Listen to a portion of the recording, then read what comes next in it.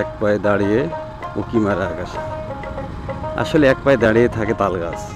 এই তাল গাছের অনেক বিশেষত্ব রয়েছে, যদিও এখন তাল গাছের আশপাশে থাকা ঠিক না, কারণ যেগুলো গাছের তাল রয়েছে সেগুলো তাল পাকা শুরু হয়েছে, অলরেডি পড়াও শুরু হয়েছে।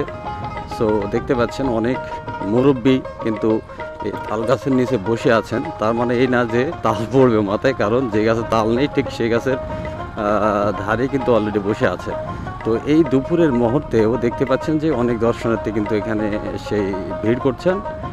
বিকালে ভরে যায় এই তাল সাম্রাজ্য।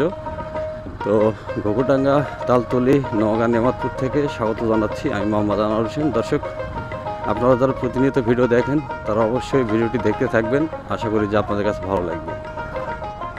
ভিডিওটি কেমন লাগলো অবশ্যই আমাদের কমেন্টস করে জানাবেন। আর এই সুন্দর ভিউটা আপনাদের আমরা দেখানোর চেষ্টা করছি সেই আমার ঐতিহ্যবাহী ক্যামেরার মাঝখান দিয়ে। আপনারা অনেকে জিজ্ঞেস করেন ভাই ক্যামেরার নাম কি? এই ক্যামেরাটা মূলত DJI Osmo Action 4 ক্যামেরা দিয়ে ভিডিও করছি এই মুহূর্তে।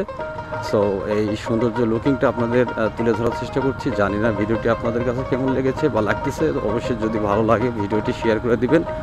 আর আপনাদের যে মতামত অবশ্যই কমেন্টস করে জানাবেন যে ভিডিওটি কেমন লাগলো।